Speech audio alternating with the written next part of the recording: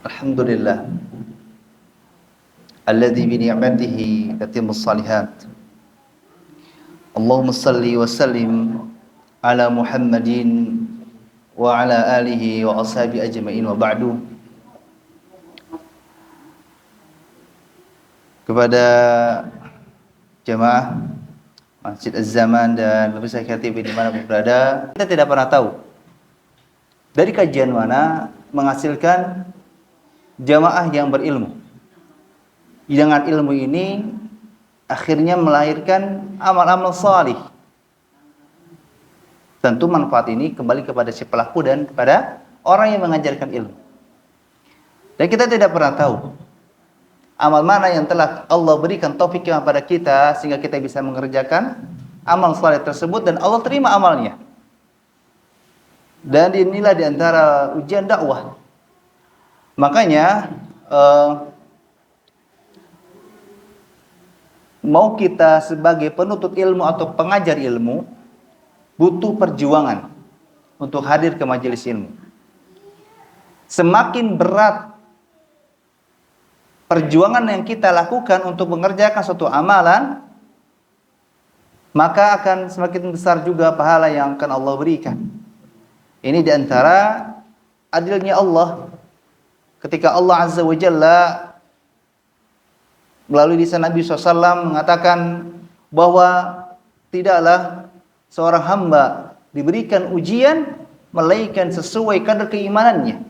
Ini hadis sahih riwayat Muslim. Dan seseorang akan diberikan pahala melainkan sesuai dengan perjuangan dia dalam mengerjakannya. Kalau kita bahas nominal sedekah, itu sudah hal yang lumrah, sudah kelihatan nominalnya. Belum kita membahas masalah niatnya. Tapi ada hal yang harus kita pahami bahwa perjuangan kita hadir ke majelis ilmu, ada yang mungkin dari Sarajaya, ada yang mungkin dari Sigong, ada yang mungkin dari Cibogo tadi ya, ada yang mungkin dari Karangwaring atau mungkin desa-desa yang lainnya. Itu tidak sama pahalanya. Bahkan yang hadir dengan jalan kaki, dengan sepeda berbeda. Bahkan yang hadirnya menggunakan motor dengan mobil berbeda. Gak ada kan di sini yang datang ke sini harus menempuh perjalanan 42 kilo. Saya dari Majalengka ke sini 42 kilo kurang lebih. Kalau tempuh dengan menit 1 jam 30 menit. Belum ditambah dengan lelah segala macam. Perjuangan. Yang pernah umroh, coba ingat-ingat ketika kita mau manasik, kira-kira kita cuma bawa badan atau bawa peralatan, buku segala macam? Bawa peralatan. Yang mau menukar voucher daging kurban, kira-kira besoknya pembagian daging kurban, malamnya kepikiran tidak? Pikiran. Apa penyebabnya? Karena faktor orang yang mau manasik. Dia tahu dia bakal mempelajari ilmu ini dan dia yakin akan mengamalkannya. Dia percaya dia akan mengamalkannya. Dia mau mengamalkan ilmu tersebut. Orang yang mau menukar voucher daging kurban, dia karena butuh dengan daging kurban tersebut. Nah, pertanyaannya kita yang sekarang kita diuji datang ke sini karena qadarullah wa masyafa'al hujan. Ada yang ke sini qadarullah wa masyafa'al karena anaknya sedang tidak tenang. Yang mau datang ke sini qadarullah wa masyafa'al karena istrinya sedang sakit. Qadarullah wa masyafa'al karena bensinnya habis. Qadarullah wa masyafa'al karena orang tuanya minta ditemani. Semua udzur tersebut ada yang memang mutlak, ada yang tidak mutlak. Semakin dia bisa melawan udzur tersebut tanpa menyalahkan udzur syar'i, maka ini pahala yang sangat besar. Maka ini pun sebagai ibroh ya, gambaran hidup bagi jemaah bahwa kita terkadang mendapatkan pengalaman hidup dari orang yang sudah berusia lebih tua dari kita, atau mungkin bahkan lebih muda dari kita. Terkadang kita mendapatkan faedah dari orang yang orang yang memang kita anggap kecil karena nggak punya ilmu. Kadang kita juga mendapatkan faedah ilmu dari orang yang kita anggap berilmu. Maka saya rasa mau berapa lama kita ngaji bersama di sini, kalau kita tidak pernah mau merubah cara kita dalam belajar, hasilnya akan sama. Saya rasa jamaah yang mungkin ingin mengikuti kajian yang sifatnya kitab ataupun tematik, pilihannya dua. Datang ke sini mau dapat oleh-oleh bawa pulang ke ilmu ke rumah, atau datang ke sini hanya bawa kue. Itu pun kalau ada kue. Memang mendapatkan pahala itu suatu kepastian insya Allah. Tapi saya rasa Bapak Ibu kalau datang ke suatu hajatan, kalau makannya cuman 1 sendok 2 sendok, rugi kayaknya rasanya. Ya, saya rasa impian Bapak Ibu jamaah sekalian yang ingin hadir, termasuk pemirsa Akhir TV yang ikut pengajian ini, ingin tahu apa yang dipelajari dan ingin mengamalkannya. Semoga demikian. Dan insya Allah pada pertemuan kali ini kita akan mengambil faedah dari buku ketiga saya, judulnya Masuk Surga Bersama Keluarga. Dan saya mengambil salah satu bab dalam buku ini. Yang sudah punya bukunya silakan bisa, nggak ada yang bawa buku ya, padahal sudah ada kan yang punya. Pemirsa Akhir TV juga yang punya bukunya silakan membuka halaman 22.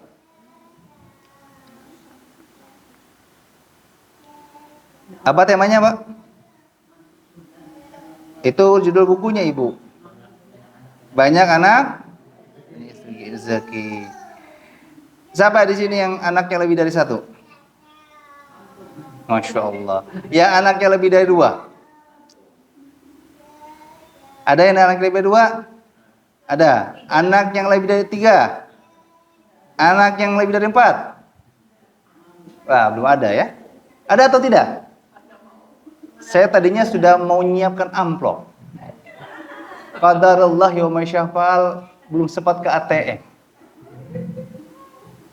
Iya, saya sudah menyiapkan amplop. Apa ketika saya ada amplop lalu berubah, ada Ustaz anaknya 4. Satunya mengut dari tetangga. Gak ada ya? Anaknya maksimal 3 di sini ya? Alhamdulillah. Baik. Bapak berapa? 3, Masya Allah. Laki-laki semua. Baik. Kita masuk pada pembahasan. Banyak keturunan, banyak rezeki. Banyak keturunan, banyak anak, banyak rezeki. Itu cakupannya luas. Nanti ada bahasan di mana saya ringkaskan. Jadi di sini, di bab ini, kita akan belajar 5 poin. Ini dahsyatnya ilmu. Pertama, kita akan dijelaskan oleh Allah Azza wa Jalla kenapa kita punya banyak anak. Lalu nanti yang kedua, Allah akan jelaskan tujuan dari punya banyak anak. Lalu yang ketiga, Allah akan jelaskan bahwa janji Allah, Allah akan tanggung semua rezeki anak-anak tersebut. Lalu yang keempat, Allah akan menjelaskan bahwa di antara hikmah memiliki keturunan akan berkaitan dengan agama.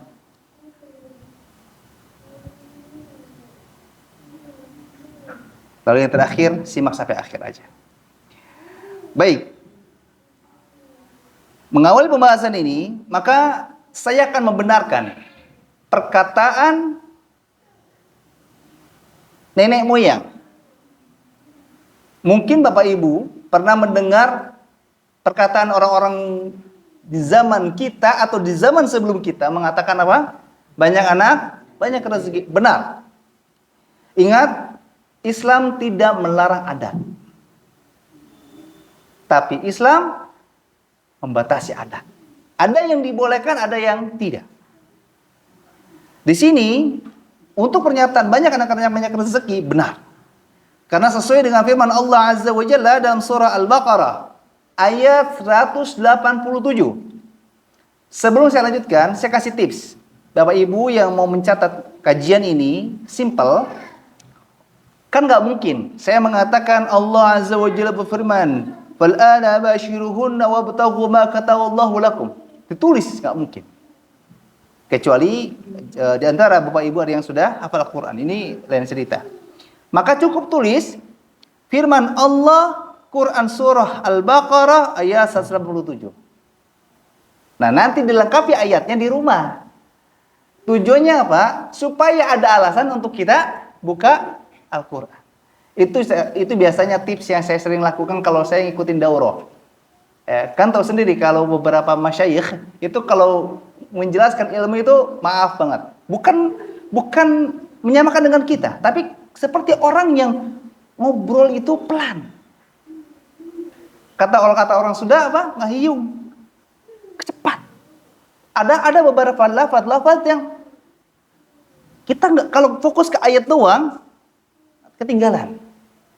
Nah, cukup tulis. Termasuk kalau hadis, nah cukup tulis terjemahannya atau inti dari hadis tersebut. Dan jangan lupa sertakan redaksinya. Makanya coba jamaah perhatikan, setiap kajian saya atau yang sudah punya buku-buku saya, lihat, saya selalu menyertakan redaksi hadis lengkap. Termasuk ketika saya membawakan menukil perkataan ulama, saya sertakan juga redaksi kitabnya lengkap beserta jilid dan halamannya. Tujuannya memudahkan yang membaca bisa mempelajari dengan tuntas. Gak tahu, oh kata Ustadz begini, enggak. Bisa lihat langsung. Bisa dipertanggungjawabkan. Apalagi kalau membahas hal-hal yang sensitif. Misalkan, saya mengatakan, Bapak Ibu, ingat, dalam manajemen keuangan rumah tangga, seorang suami jangan ngasih uang semuanya ke istri. Kalau bisa, jangan kasih kesempatan istri mengelola uang. Wah, saya diprotes nanti. Tapi kalau saya mengatakan ini perkataan Al-Imam Ibnul Jauzi rahimahullah dalam kitab Sayyidul Khatir, sudah, saya lepas tangan. Kalau mau komplain, silakan, jangan pada saya. Saya menyampaikan ilmu. Nah, inilah diantara ilmiahnya ilmu. Keaslian ilmu dijaga. Ya, jadi ini yang tips saja. Jadi jangan nanti ada yang bingung bawa pulpen, bawa pensil tapi nggak ada yang tulis. Di antara yang membenarkan pernyataan banyak anak banyak rezeki, kata Allah, "Fal'ana bashiruhunna wabtaghu ma kataballahu lakum." Kata Allah, maka sekarang campurilah mereka, pergaulilah para istri, setubuhilah para istri, dan carilah sesuatu yang sudah ditetapkan oleh Allah untuk kalian. Quran surah Al-Baqarah ayat 187. Di sini ada kalimat yang masih ambigu, yang masih belum jelas, yaitu kata sesuatu yang sudah ditetapkan oleh Allah. Kita nggak akan tahu apa ini maksudnya kalau melihat tafsir. Kalau sudah lihat tafsir, akan tahu. Maka di sini Al-Imam Ibnu Katsir rahimahullah menafsirkan ayat ini dengan membawakan perkataan para sahabat, di antaranya sahabat Abu Hurairah, Abdullah bin Abbas, kemudian Anas, Ikrimah, Sa'id bin Jubair, dan sahabat-sahabat yang lainnya radhiyallahu anhum mengatakan bahwa yang dimaksud dalam ayat tersebut tentang sesuatu yang sudah ditetapkan oleh Allah adalah anak. Maka rangkaian makna dari ayat ini, kata Allah, maka segera campurilah para istri dan dapatkanlah anak. Carilah anak. Inilah diantara perintah dari Allah untuk kita sebagai hambanya untuk punya anak.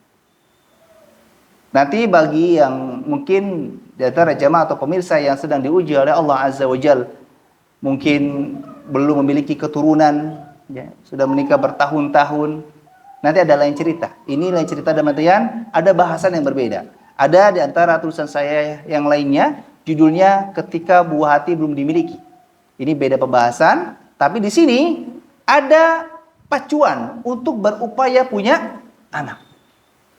Jangan sampai kita menyikapi anak seperti kita menyikapi sholat. Gak tahu apa itu sholat. Masih ingat apa itu sholat? Pernah saya bahas? Yang kemarin dapat amplop gak ada ya di sini. Apa itu sholat? Gerakan yang diawali dengan takbiratul ihram dan diakhiri dengan salam. Anak diperintahkan oleh Allah Azza wa Jalla. Kita diperintahkan oleh Allah untuk memiliki anak. Berdasarkan ayat tadi surat Al-Baqarah ayat 167. Kemudian dikuatkan dengan sabda Nabi SAW, tazawwajul wadudal waluda fa inni mukatsirun bikumul umam. Kata Nabi, nikahilah oleh kalian wanita yang pencinta, penyayang dan subur, karena aku akan berbahagia, berbangga dengan banyaknya jumlah kalian terhadap umat-umat yang lain.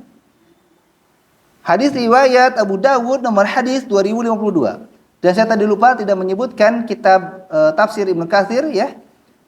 Penjelasan Ibnu Katsir tadi bisa dilihat dalam kitab Tafsir Al-Qur'an Al-Azim jilid 1 halaman 512. Nabi mengatakan bahwa kita diperintahkan untuk menikah dengan wanita yang memiliki dua karakter. Dia nyaahan, dia penyayang, lalu yang kedua subur. Lalu bagaimana kalau kita tidak tahu dia subur atau tidak? Kecuali kalau kita menikahi janda yang sudah punya anak, lain cerita. Pernah terjadi di salah satu teman tahun 2017 atau 18, saya lupa. Dia pernah coba menghubungi saya dengan tujuan untuk mencari solusi. Karena dia ingin menikahi seorang wanita yang ternyata divonis memiliki penyakit kista. Diklaim tidak punya keturunan.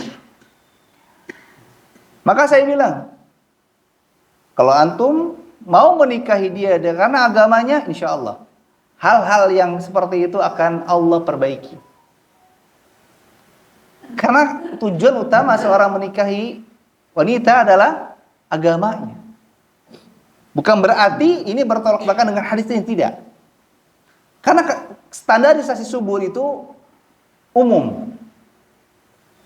Karena ada juga orang yang sudah divonis tidak punya anak malah punya anak. Bahkan ini ada pengalaman yang real, yang nyata. Saya mau tanya Bapak Ibu, wanita yang haidnya tidak teratur kemungkinan punya anaknya besar atau kecil? Kecil. Tapi Allah punya kehendak lain bagi hamba-hambanya yang dipilih. Ada seorang wanita yang memang haidnya tidak teratur, bahkan setahun gak sama sekali, tapi bisa punya anak lebih dari 3. Masya Allah, la quwata illa billah. Ada yang memang sudah divonis memiliki kista. Kita lanjutkan kisah tadi, dan ternyata Masya Allah, la quwata illa billah, dia bisa punya anak kurang dari 1 tahun. Tidak ada yang bisa menjamin karunia Allah Azza wa Jalla. Yang penting jalankan perintah tadi. Campurilah wanita dan berharaplah untuk bisa mendapatkan anak.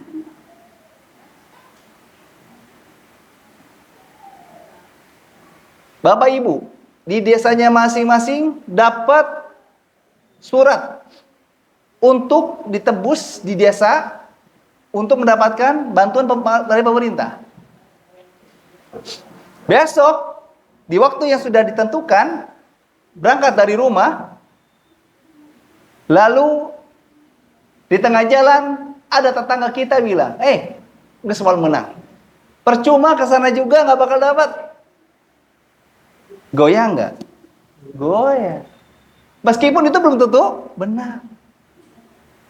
Tapi kalau kita tahu bahwa yang dikatakan oleh pemerintah dengan surat yang diberikan itu benar nyata, datang saja sudah.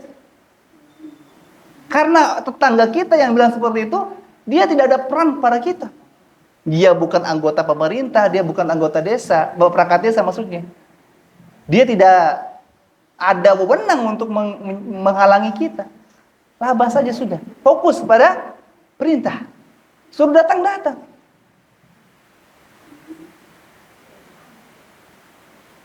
Dan yang seperti ini banyak kita kiaskan. Dan saya sampaikan di jamaah, di majelis ini, tidak semua ilmu bisa dijelaskan.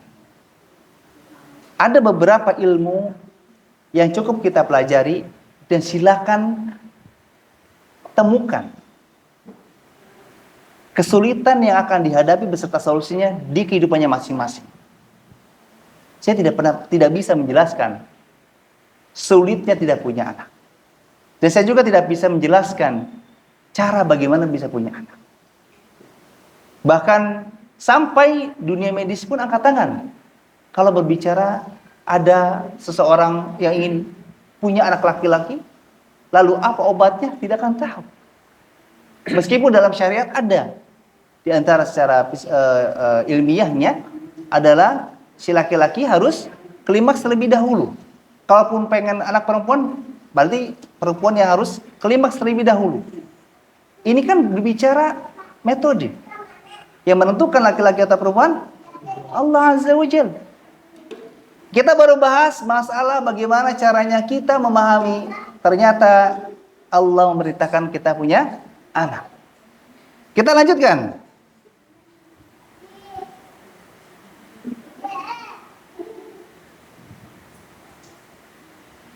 Bahasan yang kedua, tujuan atau hikmah dari perintah dari Allah Azza wa Jalla kita harus punya anak banyak karena kita disarankan untuk menikahi wanita yang subur agar Nabi Sallallahu Alaihi Wasallam merasa bahagia, merasa bangga memiliki pengikut yang banyak.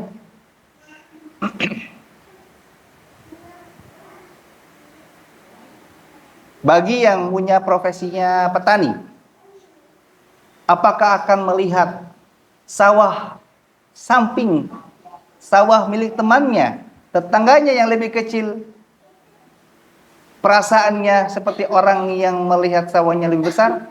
Tidak. Kita yang punya sawah lebih besar akan mengatakan, Insya Allah, sawah saya besar. Di sini bukan berbicara dibolehkan sombong, bukan. Tapi di sini menggambarkan rasa bangga Nabi SAW memiliki banyak pengikut. Sekarang terbukti dari segi ekonomi. Orang yang punya kendaraan banyak, motor minimal 3 lah. Lihat tetangganya, lihat teman kajiannya yang motornya cuma 1. Minimalnya dia tidak akan sinis, tapi akan merasa, Alhamdulillah, saya punya motor banyak. 1 rusak pun gak ada masalah. Nabi ingin merasakan kebahagiaan ini. Dan ini bukan ada tujuan untuk perang, bukan. Karena pernah ada di antara salah satu ikhwah, nggak tahu dia ngaji di mana, akhirnya dia memiliki pemahaman, oh kayaknya tujuan Nabi ingin memiliki keturunan atau jamaah yang banyak, pengikut yang banyak adalah untuk perang. Ini nggak boleh. Nggak ada namanya kita perang dengan umatnya Nabi yang lain, itu nggak ada. Kemudian kita lanjutkan. Rasulullah sallallahu alaihi wasallam bersabda, "Idza matal insanu inqata'a anhu amaluhu illa min thalathin. Shadaqatun jariyatun wa ilmun yuntafa'u bih wa waladun salihun yad'u lahu." Hadis ini memang sering kita dengarkan, tapi jarang diamalkan. Kata Nabi, manusia kalau sudah wafat akan terputus semua darinya amalan kecuali 3. Yang pertama, sedekah jariyah, ilmu yang bermanfaat, dan anak yang mendoakannya. Saya rasa hadis ini masih sering disepelekan. Kenapa alasannya? Karena sering didengarkan.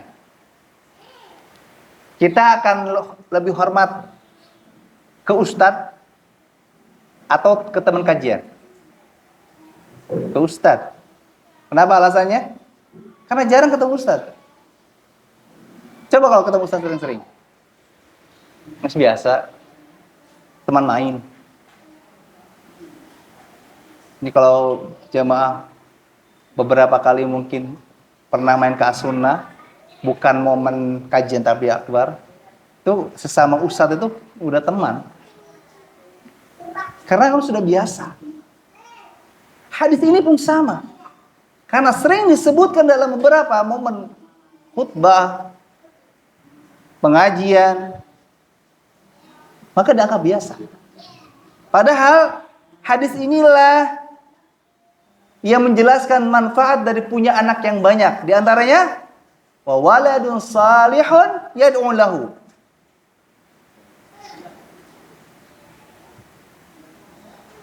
Kalau kita sudah di usia sepuh, Pak, Ibu, lalu ada tetangga kita satu orang saja yang rutin ke rumah kita ngasih makan, senang tidak? Senang. Lalu ada dua teman kita ternyata yang ikut-ikutan memberikan makanan rutin kepada rumah kita, mengirim ke rumah kita. Perasaan senangnya akan sama atau beda? Beda. Satu anak saleh mendoakan rasanya akan tidak lebih bahagia daripada dua anak yang saleh mendoakan.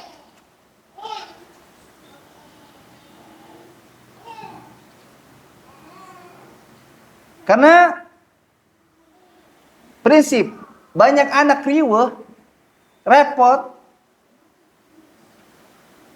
susah ngasih makan,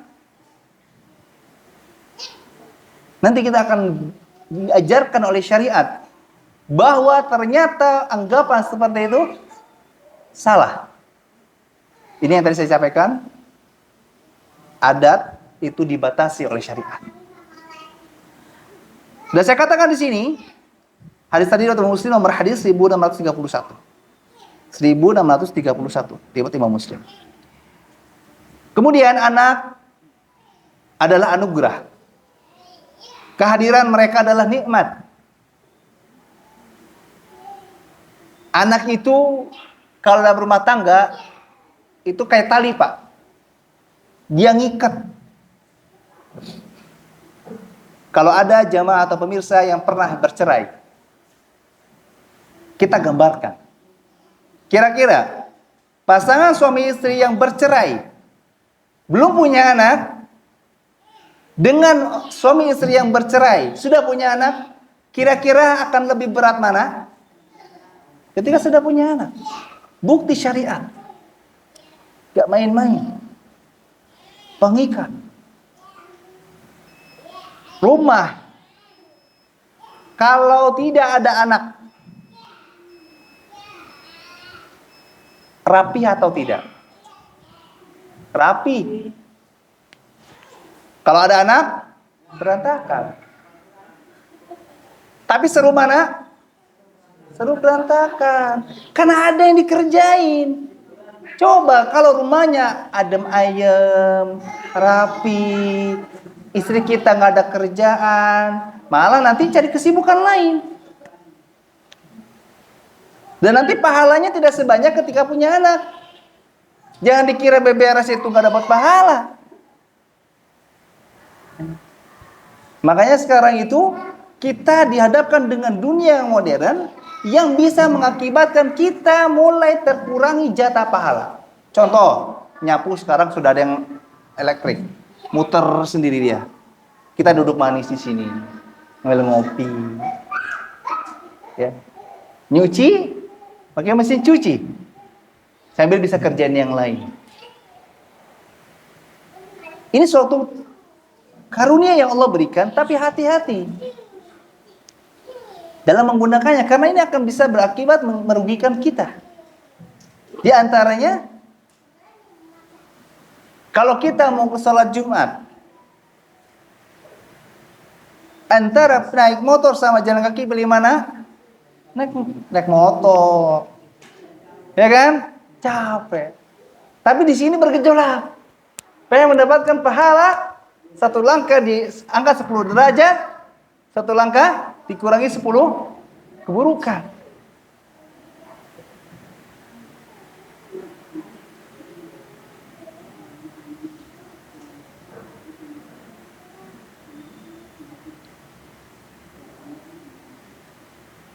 Maka sekali lagi, dilihat dari sisi seperti tadi saja, bahwa anak perannya sangat besar. Membuat rumah menjadi berwarna, hidup kita menjadi berasa, gak sepi lagi. Apalagi, mohon maaf, bapak-bapak ibu-ibu yang sekarang sudah sepuh, yang anak-anaknya sudah berumah tangga. Rumah hening. Remenya kapan? Kalau Lebaran.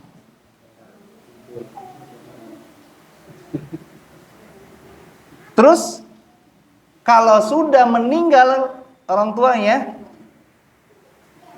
rumah itu akan lebih hening. Mungkinan dijual.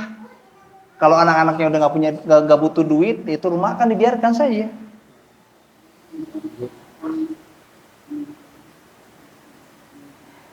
Kemudian setelah kita mengetahui tentang diantara hikmah peran anak kepada kehidupan kita berpengaruh dalam rumah tangga kita juga, di sini Allah sudah menjanjikan.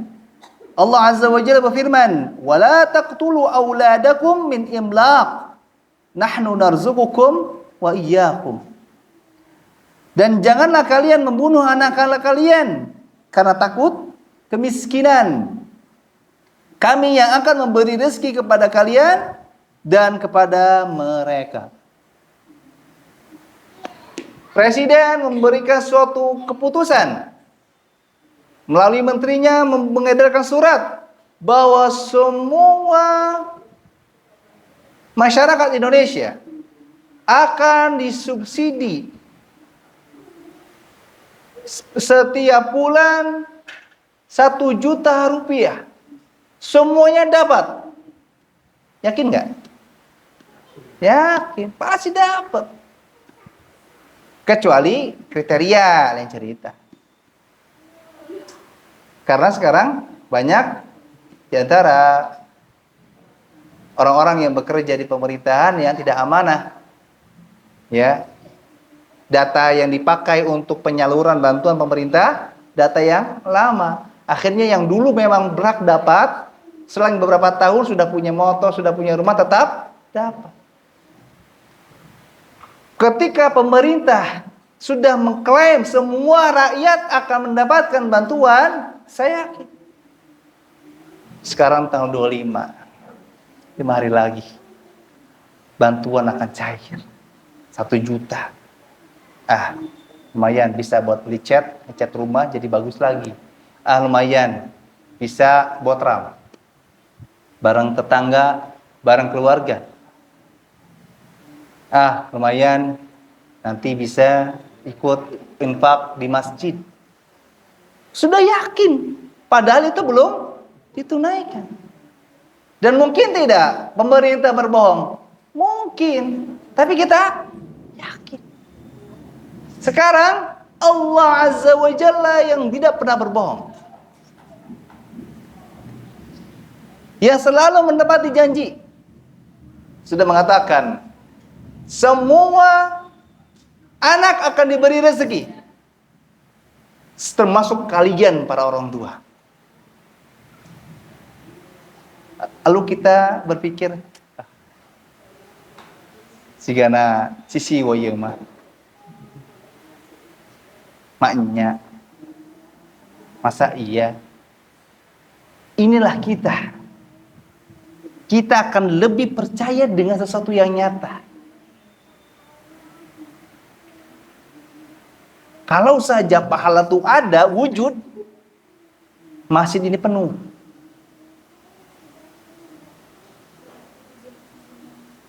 Saya kasih bukti. Bapak Ibu akan lebih senang hadir ke kajian ustadz yang bergelar atau yang tidak bergelar? Jawab. Lebih senang hadir ke kajian ustadz yang bergelar atau yang tidak bergelar? Yang bergelar. Lebih senang hadir ke kajian ustadz yang berjenggot atau tidak berjenggot? Nah itu. Sudah jelas. Ya. Terkadang pikiran kita sudah dikotori oleh teman-teman yang ada di sekitar kita. Nasallallahu taufiq wa sadad. Maka di sini Allah sudah menjanjikan bahwa jangan kalian membunuh anak-anak kalian karena takut miskin.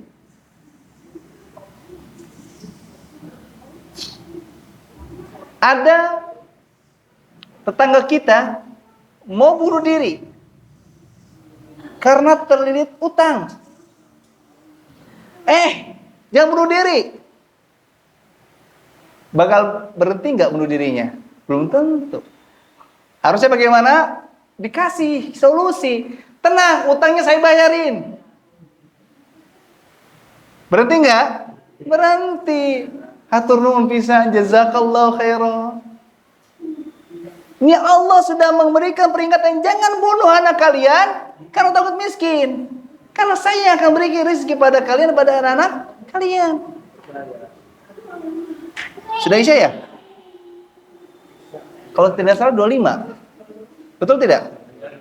25 kan? 2 menit lagi. Quran surah Al-An'am ayat 151. Saya rasa ayat ini sudah cukup menjadi solusi bagi kita yang masih hariwang, masih khawatir kalau tidak bisa ngasih makan ke anak. Sekarang saya mau tanya, seorang tua bilang, saya takut gak bisa ngasih makan ke istri saya karena anak saya. Kalimat ini, coba, kira-kira boleh atau tidak? Saya ulangi kalimatnya. Ini kalimat umum ya, kalimat yang sering disebut oleh para suami.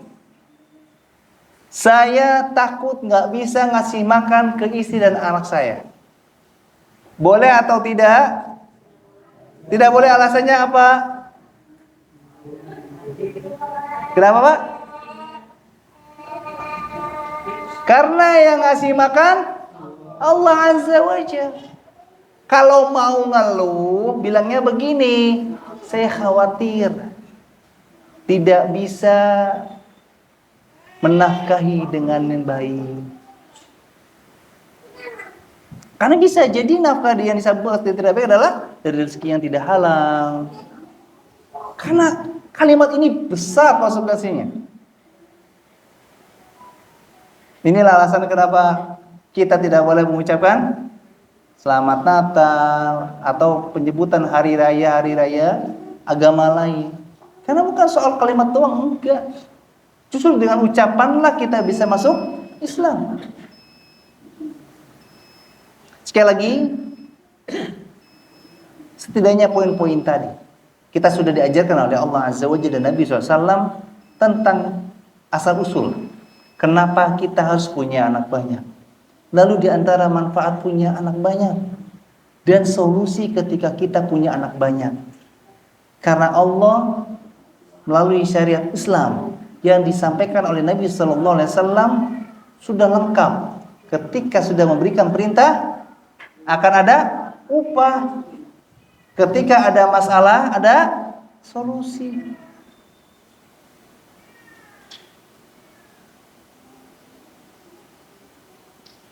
Sedikit saya lanjutkan agar nanti mungkin ba'da sholat tinggal menambahkan sedikit atau mungkin langsung tanya jawab.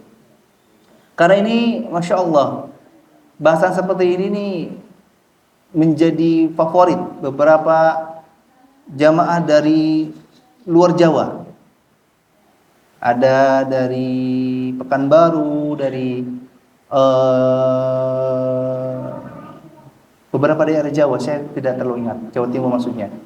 Termasuk beberapa TKW yang di Hong Kong, Singapura tuh senang kalau bahas masalah rumah tangga ini. Ada 12 pertanyaan, cuma nggak saya bisa baca langsung. Nanti makanya saya persilakan juga pada jemaah yang hadir untuk bertanya. Nanti kalau tidak ada tanya, mungkin saya akan bacakan pertanyaan-pertanyaan yang sudah masuk di email. Kita aja sebentar ya. Saya menunggu waktu iqamah.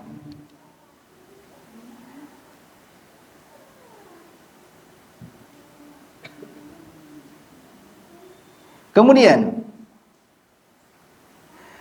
kalau berbicara rizki, berdasarkan ayat tadi ya, Al-Imam Ibnu Al-Manzur rahimahullah menjelaskan, kata rizki atau arizku dalam bahasa Arab itu kata yang sudah maklum. Dan kata rizki itu punya dua sifat. Sifat yang zahir dan batin. Sifat rizki yang zahir seperti apa? Makanan. Dan sifat rizki yang batin adalah seperti ilmu. Setiap pemberian yang Allah berikan kepada hambanya pasti akan bermanfaat. Kita makan jadi apa? Kenyang. Apa yang hilang? Kesulitan rasa lapar. Ketika Allah berikan ilmu kepada kita, berikan rezeki berupa ilmu, apa yang kita rasakan menjadi pandai. Sehingga kita terhindar dari kesulitan dalam beribadah, dalam beraktivitas.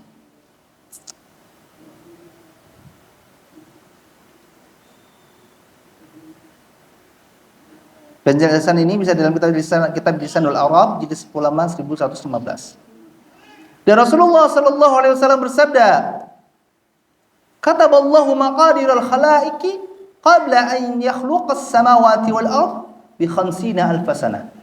Kata Nabi, Allah telah mencatat takdir setiap makhluk pada 50.000 tahun sebelum penciptaan langit dan bumi. Hadis riwayat Imam Muslim nomor hadis 2653. Dan dalam riwayat yang lain, Nabi sallallahu alaihi wasallam bersabda, "Inna awwala ma khalaqallahu al-qalam. Faqala uktub." Faqala ma aktub? Qala uktubil qadara ma kana wa ma huwa kainun ilal abad. Sesungguhnya yang pertama kali Allah ciptakan, apa yang Allah ciptakan pertama kali? Sebelum kolam ada. Bismillah. Ada 3 makhluk Allah yang Allah ciptakan sebelum kolam. Sayang saya nggak punya amplop ya, jadi nggak bisa saya berikan. Tidak mengapa, yang mau jawab boleh. Ada 3 makhluk Allah yang diciptakan sebelum kolam. Pertama arsy, yang kedua air, yang ketiga angin. Maka di sini dikatakan sesungguhnya yang pertama kali Allah ciptakan setelah arsy, setelah air, setelah angin adalah qalam atau pena. Kemudian Allah Azza wa Jalla berfirman, tulislah. Nih, pena ini dikasih perintah, tulis. Lalu pena mengatakan, ma'aktubu. Apa yang aku akan tulis? Kalau kata Allah Azza wa Jalla, tulislah takdir berbagai kejadian yang akan terjadi selama-lamanya. Di sini, kalau ada yang bilang, Allah kan janjiin ke kita bahwa Allah akan menjamin rezeki anak kita dan rezeki kita. Apa yang membuat kita harus yakin? Jawabannya ini, karena Allah sudah memberikan ketentuan rezeki untuk kita dan anak kita itu sebelum 50.000 tahun sebelum diciptakannya langit dan bumi.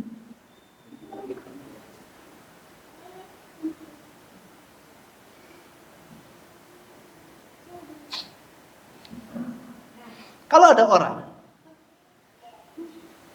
yang bilang ke kita sekarang,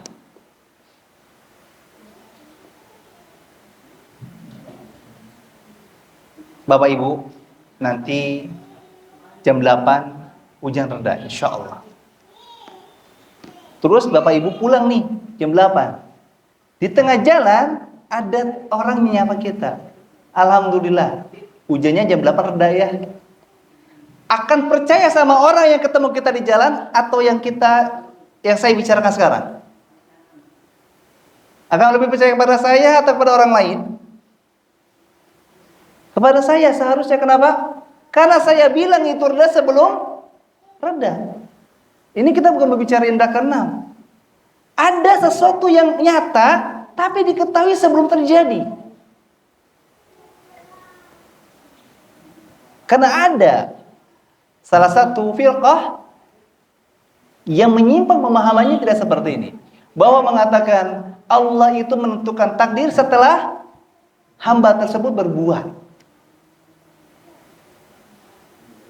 Ustadz ini, da'inya sudah diperingatkan tentang keyakinan yang semisal ini agar diperbaiki. Ternyata tidak mau bertaubat pada Allah Azza wa Jalla, dan akhir pengikutnya juga sekarang banyak. Dan banyak artis yang mengikuti pengajian-pengajiannya. Waliyadzubillah. Di sini Allah sudah menjanjikan rezeki kita dan anak kita sebelum buyut kita ada, sebelum apa yang di atas buyut, sebelum langit bumi ada. Saya rasa sudah tidak ada alasan untuk kita gak percaya sama Allah. Baik, sedikit lagi. Maka pesan saya, sibukkan kita terhadap sesuatu yang belum jelas untuk kita. Apa yang belum jelas untuk kita? Surga ataukah neraka yang menjadi tempat terakhir kita di akhirat. Dan jangan khawatirkan sesuatu yang sudah yakin dan jelas untuk kita. Apa itu? Rezeki dan ajal. Ada yang pernah jadi karyawan, bekerja di suatu tempat? Pernah. Kalau sudah bekerja di suatu tempat, sudah dijelaskan belum apa aja pekerjaannya? Sudah. Sudah dijelaskan belum apa saja yang akan didapatkan di situ? Mulai dari upahnya berapa per hari, lemburannya berapa? Sudah? Kira-kira ragu nggak sama upahnya? Enggak. Apa perintah bos? Apa peretasan kita? Kerja. Gak usah nanyain kapan gajian, kan sudah jelas. Kalau swasta tanggal 25, kalau ASN tanggal 1, kalau pensiunan tanggal 5. Sudah jelas. Kerja saja sudah. Ini Allah sudah kasih jaminan, kamu hidup akan dapat rezeki. Anak-anakmu akan dapat rezeki. Tugas kita apa? Ibadah selesai. Sesuai perintah Allah Azza wa Jalla, bahwasanya Allah menciptakan kita untuk ibadah. Ini kita malah nanyain, mana bayaran, mana bayar. Kita sudah dewasa. Kita bukan anak-anak yang selalu merengek-merengek meminta sesuatu yang bukan hak kita.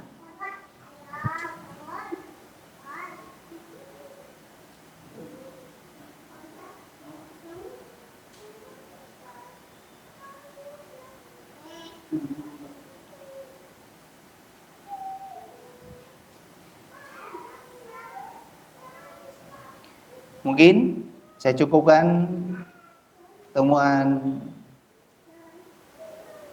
saat ini. Insyaallah kita akan lanjutkan sedikit nanti ba'da Isya, menyambung dengan tanya jawab.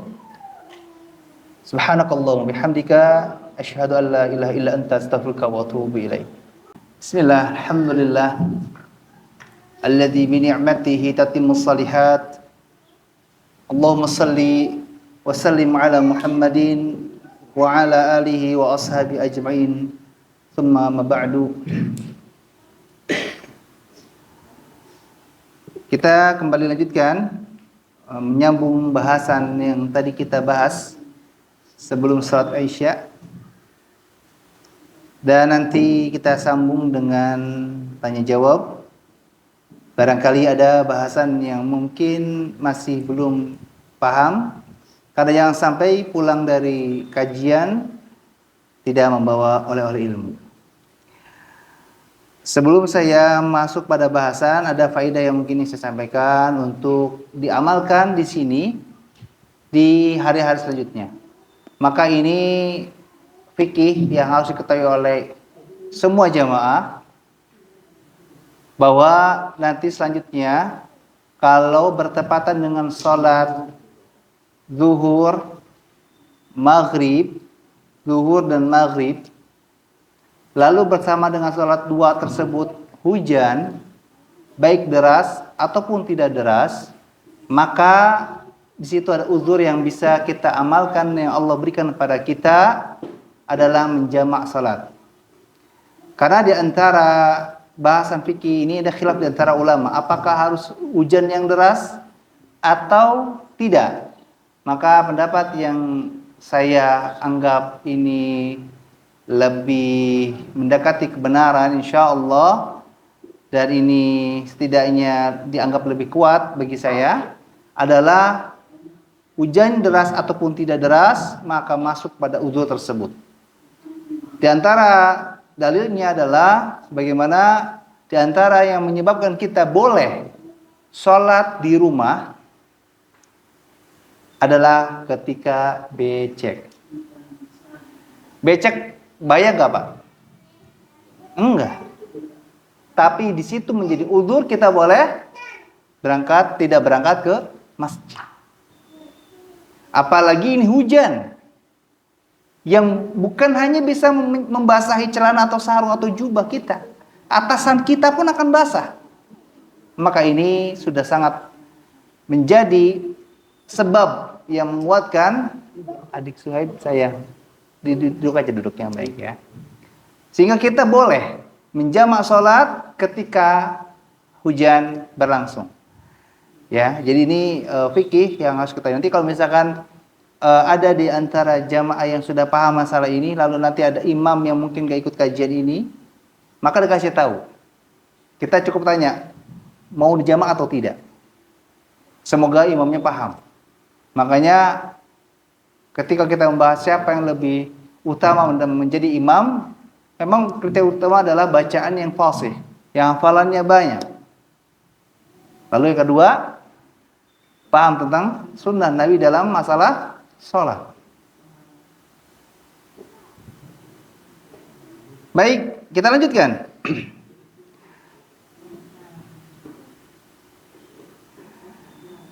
Menutupi pembahasan ini dan menuntaskan bahasan tentang masalah rezeki, Allah Azza wa Jalla mengingatkan kita bahwa ketika Allah sudah menjamin bahwa semua manusia, semua makhluk bisa mendapatkan rezeki dari Allah, tapi ada hal yang tidak diketahui oleh mereka, yaitu jatah yang bisa didapatkan setiap harinya, setiap bulannya.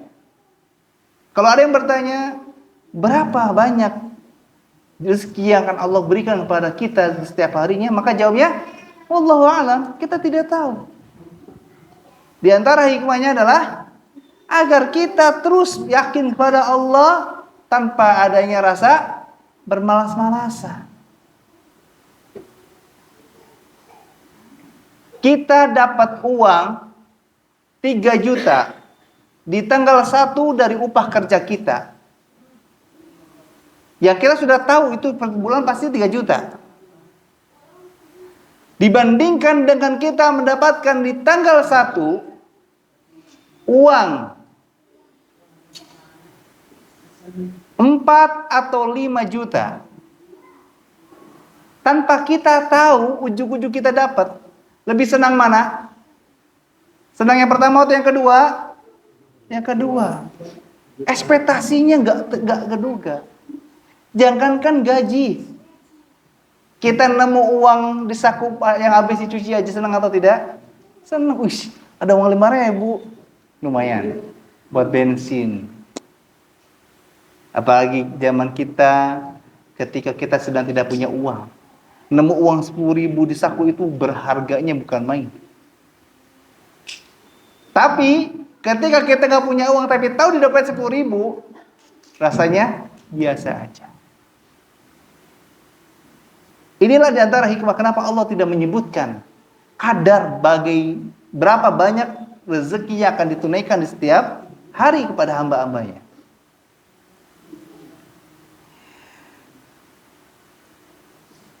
Ini berdasarkan sabda Nabi Muhammad SAW tentang penciptaan makhluk yang diriwayatkan Imam Muslim, tentang bahwa porsi rezeki setiap makhluk sudah ditentukan ketika manusia masih berada dalam perut seorang ibu berupa janin, ketika berusia 120 hari atau 4 bulan.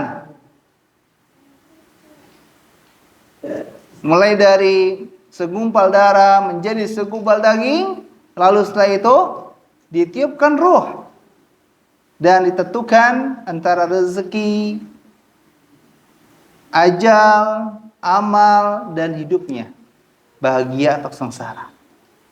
Itu hebatnya Allah. Sebelum terjadi, bukan hanya besok, bertahun-tahun yang akan datang, Allah sudah tahu. Ini hebatnya Allah Azza wa Jalla. Namun ternyata kehebatan ini masih banyak diragukan oleh hamba-Nya. La haula wala quwata illa billah.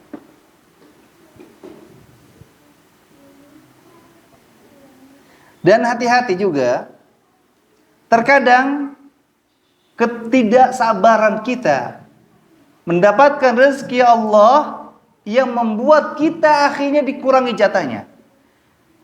Saya akan berikan jembatan. Kan kalau tadi sudah diberikan penjelasan bahwa kita akan mendapatkan rezeki dari Allah mulai diri kita ataupun anak-anak kita. Tapi ada cara, bagaimana caranya kita memahami ini. Karena ada muncul pertanyaan, lalu gimana menerapkan teori tersebut ke dalam kehidupan kita yang saya jualan sepi, saya pekerjaan kok susah banget cari kerjaan, saya punya utang kok kayaknya susah banget dilunasi, saya kok ini dapur jarang ngebul. Banyak kondisi-kondisi yang seperti ini yang akhirnya apa? Ilmu tuh dicampakkan. Ini gak sesuai dengan keadaan kita. Maka ada peringatan dari Nabi SAW. Bersabarlah kalian dalam mencari rezeki, dalam mendapatkan jatah rezeki. Karena seorang hamba yang tergesa-gesa dalam mendapatkan rezekinya, akhirnya dia ngambil jalan pintas. Bisa jadi dia mengambil hak orang lain atau berbuat curang. Maka Allah akan tunaikan rezeki kepadanya dengan jatah yang lebih sedikit. Maksudnya adalah, contoh misalkan, kita sudah ditakdirkan oleh Allah Azza wa Jalla dapat uang 100.000 rupiah dari teman kita yang mau bayar utang. Tapi nanti jam 4 sore, sedangkan kasih tahunya kita adalah pagi. Kita nggak sabar. Pada zuhur ditunggu lama, kita teleponin terus, kita teror SMS, di mana tuh di lapisan, aina wela guat. Akhirnya bisa jadi kita dapat, tapi tidak 100.000 rupiah. Karena teman kita yang mau bayar utang jam 4 itu karena dia baru dapat uangnya pada asar. Kalau sebelum asar dia nggak punya uang segitu. Dia datanglah ke rumah kita, akhirnya tidak kasih 70.000 lah, atau mungkin 40.000 lah, atau bisa sama sekali tidak dapat. Risih. Akhirnya dia tidak jadi bayar utang. Memang salah orang tersebut yang punya utang. Tapi ini adalah poinnya adalah kita yang tidak sabar mendapatkan rezeki yang Allah tertentukan. Ini pernah terjadi pada kehidupan saya tahun lalu. Kita mengalami kebutuhan yang sangat besar di media yayasan ini.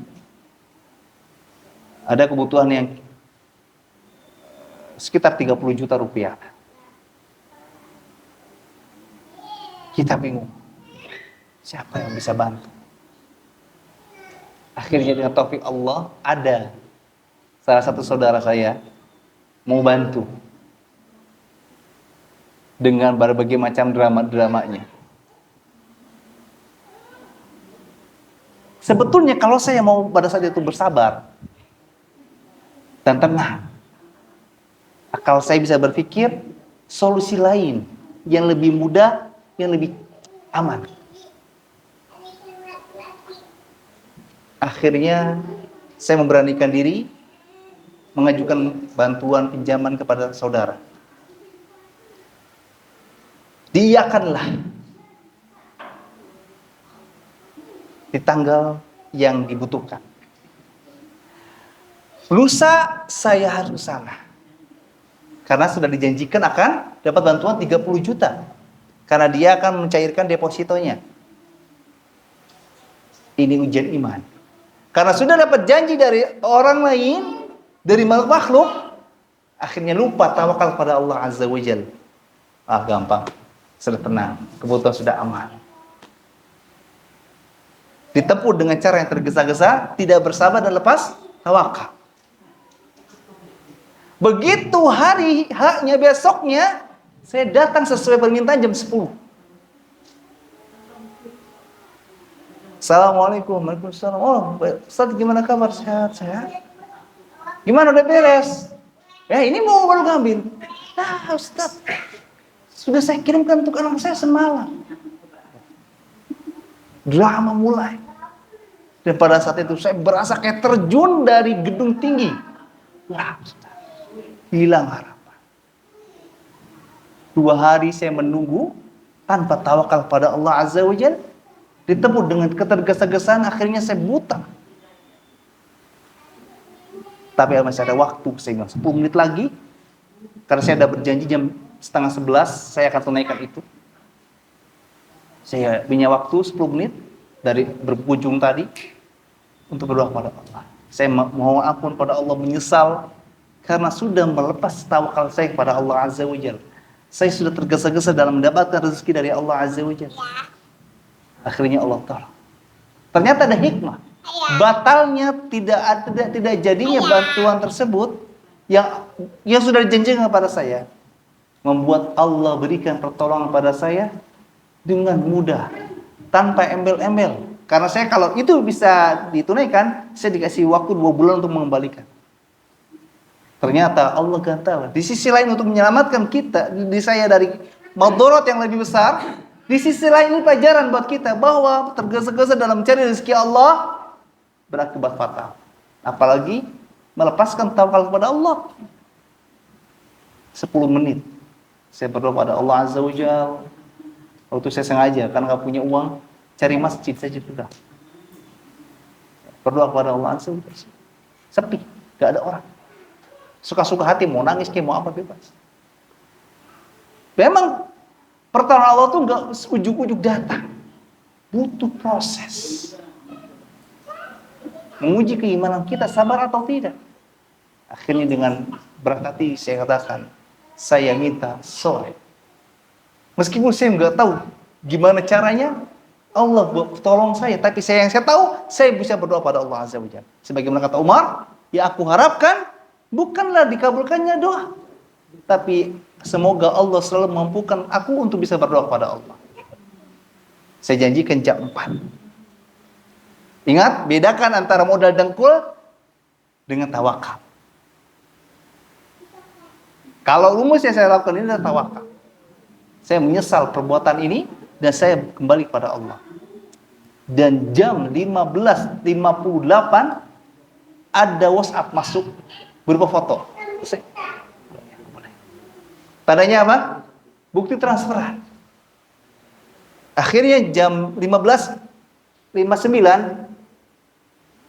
saya kirimkan yang bersangkutan dan sesuai janji jam 4 saya tunaikan. Jangan tergesa-gesa. Sabar. Maka kalau kita berbicara sekarang, kita punya banyak anak. Lalu kita dituntut banyak kebutuhan. Gas habis, token kosong. Sayuran gak ada. Telur gak punya. Beras tinggal 1 liter. Sabar. Karena Allah Azza wa Jalla mengabulkan doa kita, memberikan pertolongan kepada kita bukan di waktu yang cepat, tapi di waktu yang tepat. Mungkin pada sore ini, ya Allah, saya tuh butuh sore ini. Bisa jadi memang Allah nggak kasih, tapi Allah berikan solusi, yaitu apa? Orang-orang yang mungkin sedang ada kebutuhan dengan kita, atau kebutuhan kita kepada barang-barang tersebut bisa disesuaikan. Misalkan contoh, saya tuh butuh uang sekarang karena buat bayar utang. Bisa jadi memang nggak bisa bayar sekarang, tapi teman kita mau memberikan tempo. Karena solusi pertolongan Allah Azza wa Jalla bukan selalu masalah uang. Allah Maha mengetahui apa yang kita butuhkan, bukan apa yang kita inginkan. Asa an takrahu syai'an wa huwa khairul lakum. Bisa jadi apa yang kita benci itu menjadi Allah mencintai, suka. Dan menganggap apa yang kita tuh tidak suka karena buruk, bisa jadi bagi Allah itu baik. Karena drama mencari rezeki itu banyak, Pak. Mencari nafkah itu banyak. Ada yang sudah pensiun, mengandalkan pensiunan, akhirnya seolah-olah jatah rezeki saya sebulan hanya segini. Salah, gak boleh. Karena nanti ada rezeki-rezeki lain. Rezeki dari orang-orang yang dulu pernah berutang lalu membayar. Atau mungkin ada aset warisan yang terjual. Atau mungkin ada tetangga yang rutin ngasih makan. Atau mungkin ada anak yang salih yang menyalurkan hartanya untuk kita. Banyak. Yang kita sudah jadi ASN, dapat penghasilan tetap, jangan berpikir gaji kita segitu setiap bulan, akhirnya menjadi standarisasi kita mengklaim rezeki kita segitu. Jangan. Bedakan antara rezeki dan gaji. Kita yang jualan cilok cuma mampu bikin 500 butir. Sedangkan satu butirnya 100 rupiah untungnya. Jadi berapa? 50.000. Seolah-olah kita doang dapat 50.000 sehari udah cukup. Pentok gak bisa lebih. Enggak. Selama kita masih hidup, Allah akan berikan rezeki pada kita.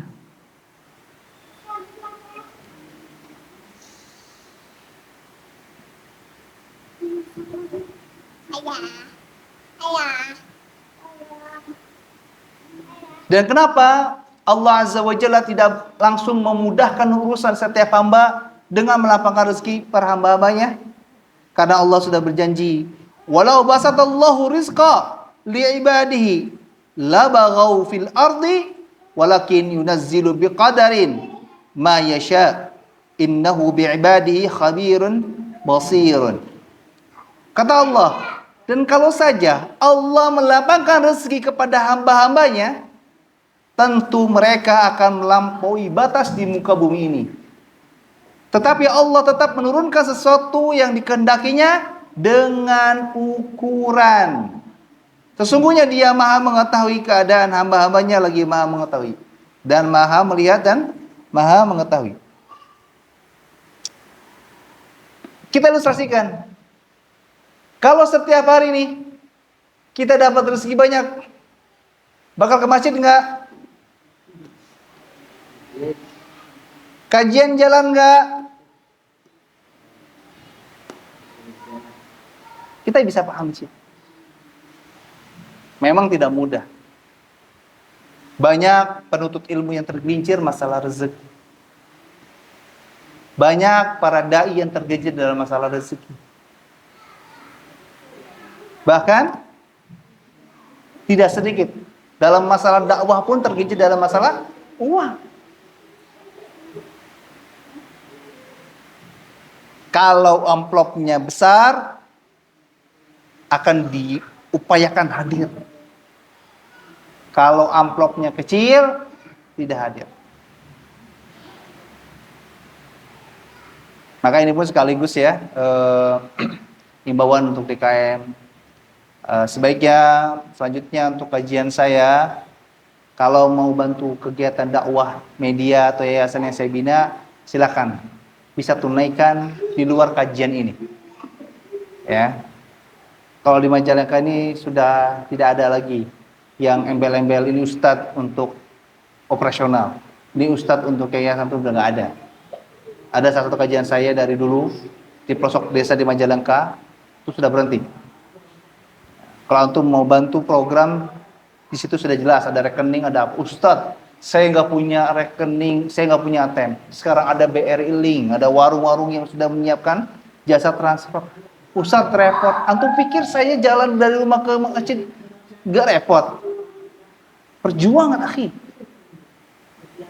Ya, jadi ini pelajaran. Rezeki ini banyak yang membuat yang tadinya benar menjadi tidak benar. Yang tadinya selamat menjadi sesat. Jadi jangan mau langsung diberikan rezeki banyak, karena ini bisa menjadi sebab kita tersesat dari Allah Azza wa Jalla. Sekali lagi, Allah Azza wa Jalla sudah menjamin rezeki setiap hambanya, namun Allah merahasiakan berapa banyak rezeki yang akan Allah berikan setiap harinya. Namun yang pasti, selama kita masih hidup, kita akan dapatkan rezeki. Dan Ustaz, bagaimana kalau kita mau menyambungkan antara tawakal kita kepada Allah dalam mencari rezeki dengan kondisi kita yang kita gak pernah tahu kapan Allah berikan rezeki kepada kita? Maka jawabnya sederhana. Rumus dalam mencari rezeki, yang penting keluar rumah. Inilah yang disampaikan oleh Nabi SAW dalam hadis Imam Muslim tentang tawakalnya burung. Burung keluar di pagi hari perutnya kosong, pulang di sore hari perutnya kenyang. Apa rumusnya? Yang penting keluar. Burung kalau kita boleh tanya, mau kemana? Jawabnya, kemana we? Yang penting nanti cari. Dan ini saya merasakan buah dari tawakal burung. Dan yang penting bergerak. Kalau nggak salah, saya pernah nyampaikan di sini. Kalau kita punya peluang dalam suatu urusan 100%, pakai 20% untuk upaya kita secara keringat.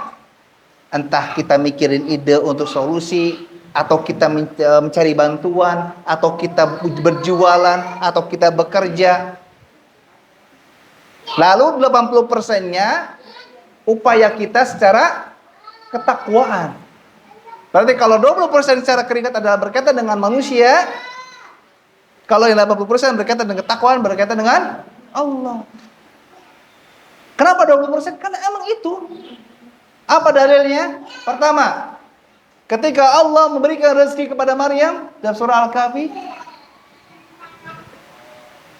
apa yang Allah perintahkan? Cuman goyangin pohon kurma. Pohon kurma itu nggak seperti pohon pisang.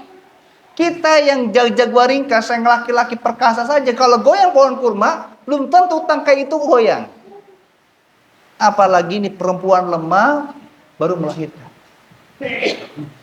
Tapi kata Allah, goyangkan pohon tersebut, akan kami turunkan buah-buahan yang banyak lagi segar. Mau nggak Allah? Enggak. Setelah digoyangkan, Allah jatuhkan. Lalu ketika perang Badar,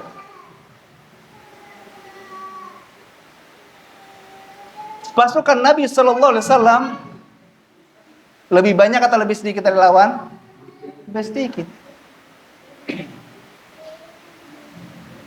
Peralatan yang dimiliki pasukan Nabi dengan lawan lebih canggih mana?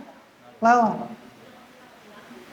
Keahlian pasukan Nabi dengan keahlian pasukan lawan lebih mahir mana? Lawan. Tapi apa perintah Allah? Kerahkan pasukan yang bersamamu. Apa perintah Allah? Udah serbu aja, serang aja. Allah yang menentukan. Senjata kalah canggih, jumlah kalah banyak, kemampuan kalah jauh. Siapa yang menang? Nabi dan para sahabatnya radhiyallahu anhum. Yang penting mau gerak. Ini rumus untuk kita yang sekarang sedang mencari nafkah, membayar cicilan, mau nolong orang tua, mau nyekolahkan anak, mau bersedekah, mau berdakwah, yang penting gerak. Dan jangan konyol, tetap mengaitkan hati kita untuk bertawakal pada Allah Azza wa Jalla. Mungkin ini bahasan yang kita bisa ambil faedah dari buku Masuk Surga Bersama Keluarga dengan bab banyak anak banyak rezeki. Sekali lagi, berapapun anak yang kita miliki akan ada jatah rezeki dari Allah. Dan ingat, ini adilnya Allah.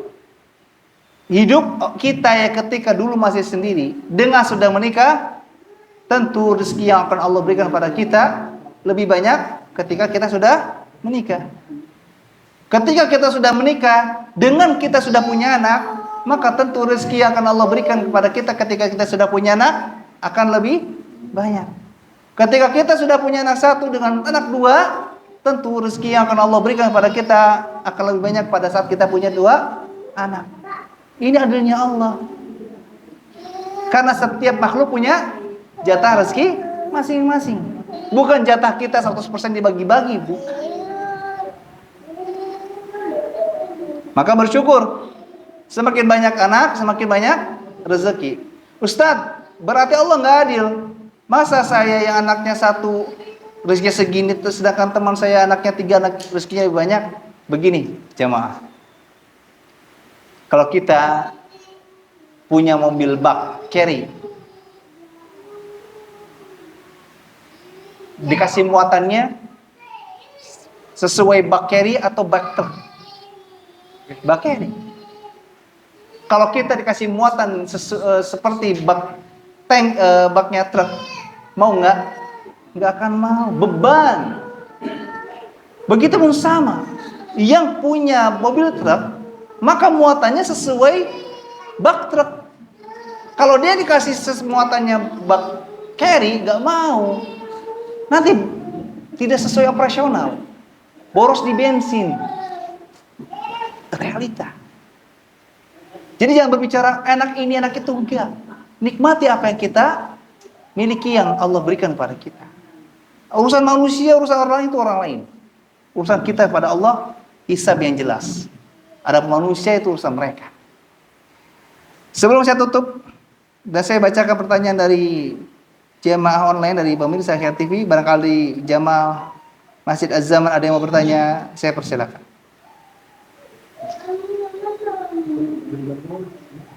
Ayo, ada yang mau tanya tidak?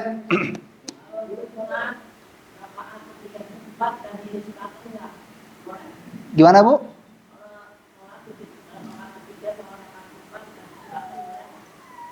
Kalau sholat rakaat ketiga dan keempat membaca surat, maka jawabnya boleh. Kalau bicara boleh atau tidak, jawabnya boleh. Tapi kalau tanyanya utama atau tidak, maka jawabnya tidak utama. Ya, jadi di sini ada kadar sunnah, ada kadar afdoliyah. Kalau berbicara tidak baca sudah cukup, maka tidak perlu baca. Sebagaimana kalau kita sedang sholat nih, afwan ya, misalnya sedang sholat sunnah, terus orang yang di depan kita ini tiba-tiba pindah tempat, incah, maka kata Syekh bin Baz, dia diam, sudah cukup. Tidak usah maju, tidak usah pindah. Dan ini pendapat yang saya anggap lebih kuat. Karena ini berkaitan dengan afdoliyah saja, keutamaan saja. Kalau mau mangga, kalau enggak juga enggak apa-apa. Bagi kita yang mengatakan, oh ini kenapa enggak maju? Jangan, itu pendapat dia, enggak apa-apa. Inilah aroma wangi yang ada dalam Islam. Menyikapi perbedaan dalam masalah fikih. Jadi kalau berbicara apakah boleh membaca surah setelah Al-Fatihah di rakaat ketiga dan keempat dalam sholat berjamaah, maka jawabnya boleh. Wallahu ta'ala a'lam. Ada lagi? Salat sunnah?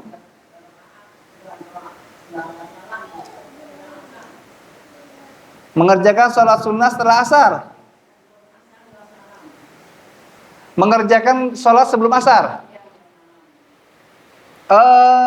Memang kalau kita berbicara runutan salat sunnah rawatib, qobliyah asar itu tidak ada. Tapi boleh mengerjakan salat sebelum asar. Karena ini ada banyak kemakluman, nanti bisa dimasukkan pada sholat tahiyatul masjid, bisa masuk pada sholat sunnah wudu, boleh. Tapi kalau ditanya apakah ini termasuk sholat sunnah rawatib, maka jawabnya tidak termasuk. Wallahu ta'ala a'lam. Satu salam, 2 rakaat saja cukup. Kalau mau banyak berarti masuknya kepada sholat mutlak. Tapi sebaiknya hal-hal gharib ya, hal-hal asing seperti ini jangan sering-sering. Karena pertama tidak ada tuntunan, yang kedua takutnya ada jamaah yang mungkin metode belajarnya hanya ngikutin, akhirnya nanti mengikut, akhirnya dianggap sebagai amalan baru. Ada yang bertanya lagi barangkali? Gimana? Kalau zuhur qobliyah ba'diyah ada. Bahkan sebaiknya kalau mau mengikuti sunnah dari Aisyah itu qobliyahnya 4 rakaat. Iya. Ada praktek sholat yang 4 rakaat langsung itu tidak dianjurkan. Karena kalau merujuk pada hadisnya pun tidak bisa dijadikan acuan atau dalil. Sebaiknya 2 rakaat, 2 rakaat, 2 rakaat. Kecuali berlaku bagi sholat witir ya, yang ada sekaligus 5 rakaat. Baik, saya akan bacakan pertanyaan dari pemirsa Akhir TV melalui email. Pertama, apakah ada tuntutan dari Islam terkait jumlah minimal dan maksimal anak yang sebaiknya dimiliki oleh setiap kaumnya? Maka kalau ditanya standarisasi minimal dan maksimal, maka tidak ada. Ya. Makanya ada pernyataan dari salah seorang asatidzah. Ini berawal dari guyon tapi menjadi faedah. Sebetulnya pernyataan kakak sayang, kakak adiknya suruh ke belakang aja. Adiknya suruh ke belakang. Adiknya cek belakang. Pernyataan kami itu apa? 2 anak itu lebih baik, ya kan? Sebetulnya itu salah nulis, Pak. Harusnya jangan 2 anak itu lebih baik. Itu kayaknya salah. Ya betul tuh kayaknya nih. Husnudzon kita kepada pemerintah adalah maksudnya 2 anak lebih itu baik. Karena tidak ada batasan. Kenapa? Ya, jadi harusnya kata lebih itu didahulukan daripada kata itu. Bukan 2 anak itu lebih baik, tapi 2 anak lebih itu baik. Kayaknya itu typo, salah ketik aja. Jadi, kenapa pemerintah membatasi 2? Itu melihat volume daerah, kemudian keumuman pendapatan per bulan. Maka tidak ada batasan minimal atau maksimal bagi seorang muslim dalam memiliki anak. Ya, mudahnya kalau mau banyak rezeki, banyak anak saja. Kemudian yang kedua, apakah nama Muhammad memiliki keutamaan bagi anak-anak dari umatnya Rasulullah? Karena sebagian orang ada yang berkeyakinan bahwa ketika seorang anak diberi nama Muhammad, maka akan melindunginya dari berbagai musibah dan hewan yang berbahaya. Maka terkait dengan nama Muhammad ini tidak benar. Karena kalau saja nama Muhammad benar, dia akan selamat, tidak akan diganggu oleh hewan-hewan yang berbahaya. Tentu Nabi SAW tidak akan pernah disengat kalajengking. Dalam hadis riwayat Ibnu Hibban, Nabi SAW pernah disengat kalajengking. Nabi itu kurang apa coba? Namanya Muhammad, dia Nabi, dia Rasul. Salah langsung dijaga oleh Allah Azza wa Jalla. Tapi bisa. Lah kita bukan Nabi, bukan Rasul, mengandalkan nama Muhammad lalu menjadi kebal? Tidak. Saya nama Muhammad tetap aja namanya tabrakan sama tabrakan. Namanya sakit ya sakit. Jadi tidak benar ya. Mau nama Muhammad ataupun yang lainnya ataupun Ahmad, maka ini tidak mengapa, tapi tidak ada keutamaan kecuali kalau ditanya adalah keutamaan secara syar'i. Di antaranya nama Abdullah dan Abdurrahman. Keutamanya apa? Paling dicintai oleh Allah Azza wa Jalla. Kemudian yang ketiga, bagaimana tahapan mendidik anak yang benar sesuai tuntunan Islam?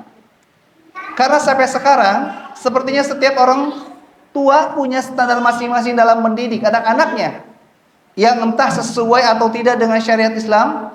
Mohon penjelasannya Ustaz. Baik, kita melihat cara mendidik orang-orang saleh di zaman sebelum kita. Di antaranya sebagaimana firman Allah Azza wa Jalla atau hadis Nabi sallallahu alaihi wasallam, kullu mauludin yuladu 'ala fitrah. Setiap anak dilahirkan di atas fitrah. Fa abawahu yuhawidanihi au yunassaranihi au yumajisanihi. Setiap anak ini bisa sesuai fitrahnya, tapi justru kedua orang tuanya lah yang membuat dia bisa menjadi Yahudi atau Nasrani atau Majusi.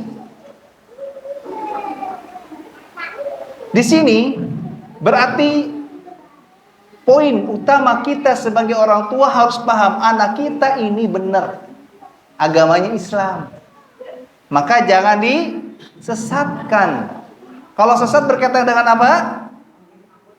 Keimanan kepada Allah. Berarti yang pertama kita ajarkan tentang keimanan kepada Allah. Lalu yang kedua, dalilnya adalah sebagaimana perintah Luqman kepada anaknya tentang apa? Tidak boleh menyekutukan Allah. Jadi poin pertama, tahapan mendidik anak adalah kenalkan dia kepada Allah. Kenalkan bagaimana caranya bersikap kepada Allah. Mengerjakan yang disukai dan tidak mengerjakan yang tidak disukai. Jangan dulu ajarkan yang lain. Ajarkan anak-anak kita bagaimana cara menghormati Allah sebelum cara menghormati kita. Kita jangan jadi orang Jepang. Orang Jepang itu kan punya agama. Ya, apa nama agamanya? Shinto. Keyakinan agama Shinto apa? Yang penting berbuat baik kepada seluruh makhluk. Jadi kalau sudah berbaik pada seluruh makhluk, dia mau berzina, dia mau tidak ibadah, gak masalah. Yang penting tidak mengganggu alam. Maka dahulukan akhlak kita kepada Allah sebelum akhlak kepada manusia. Maka maaf sekali, jangan pernah merasa bangga anak kita bisa sopan kepada kita, tapi anak kita tidak bisa sopan kepada Allah Azza wa Jalla. Bukti tidak sopannya apa? Wah, hujan nih, nggak bisa jalan-jalan dong. Banyak orang tua nggak sadar bahwa itu cara manusia berbuat buruk pada Allah. Ya, gara-gara tadi kita berangkat, jadi kita kecelakaan.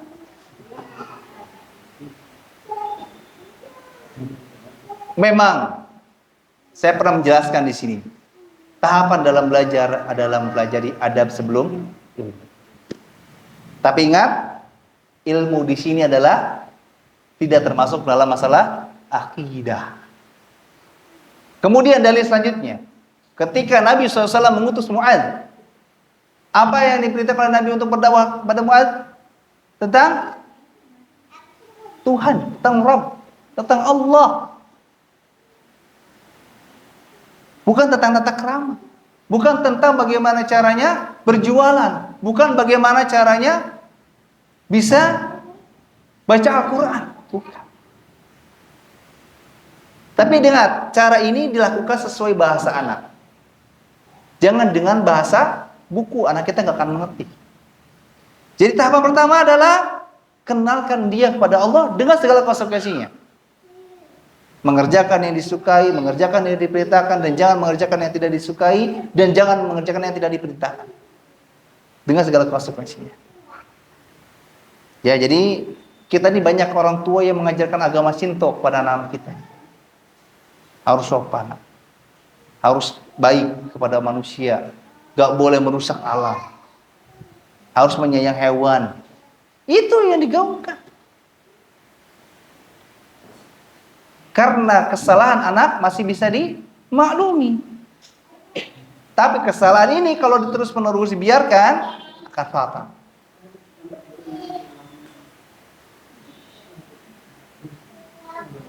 Dan dalil terakhir kenapa kita harus mengajarkan tentang akidah yang dasar ini kepada anak kita, sebagaimana perintah Allah kepada kita sebagai kepala rumah tangga.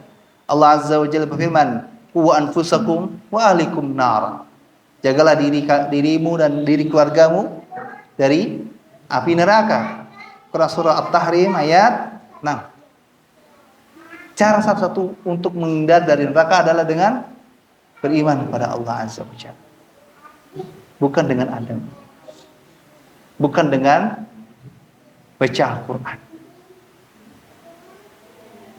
Kemudian pertanyaan selanjutnya, apakah boleh jika anak-anak kita mencium kaki kita sebagai orang tuanya, sebagai wujud penghormatan mereka kepada kita? Maka sebagaimana nasihat dari Fadilatul Syekh Shalih Fauzan hafizahullah, bahwa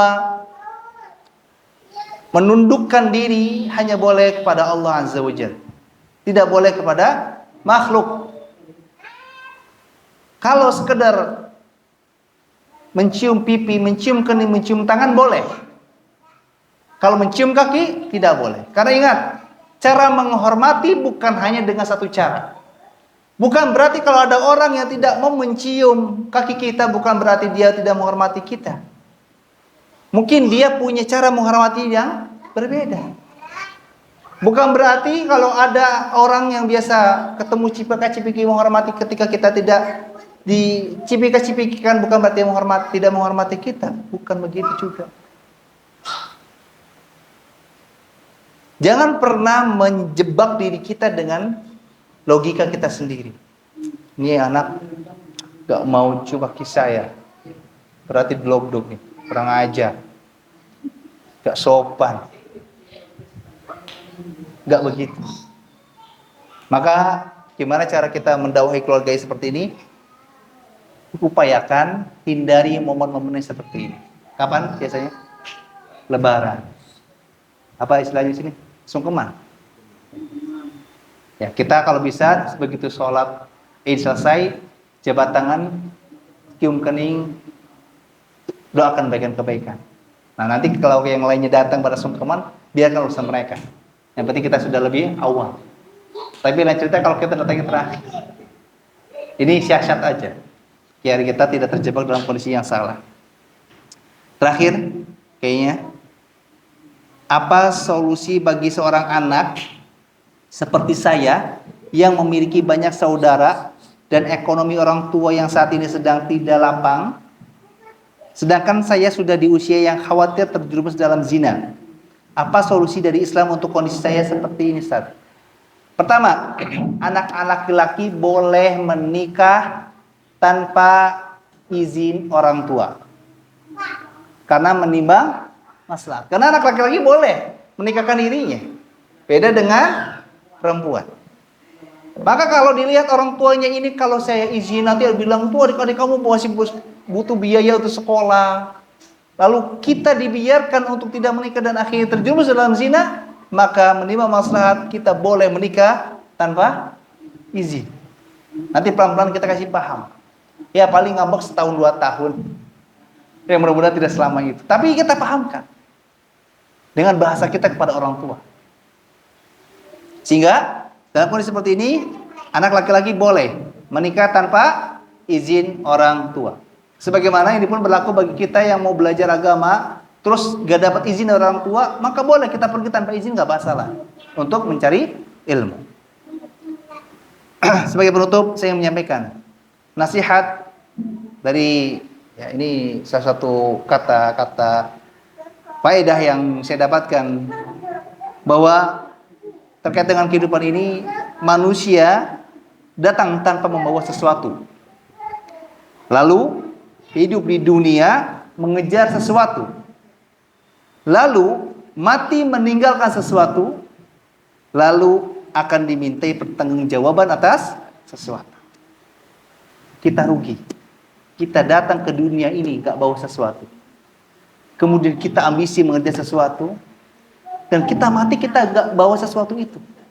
Dan kita sudah mati, dimintai pertanggungjawabannya terhadap sesuatu yang kita miliki tersebut.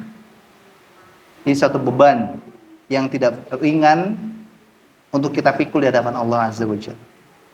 Semoga ilmu yang dipelajari menjadi ilmu yang bermanfaat, dan semoga Allah jauhkan diri kita dari ilmu yang tidak bermanfaat, dan semoga Allah Azza wa Jalla berikan taufik kepada kita sehingga bisa istiqamah dalam menuntut ilmu, dalam mengamalkan ilmu, dalam mendakwakan ilmu, dalam mengajarkan ilmu.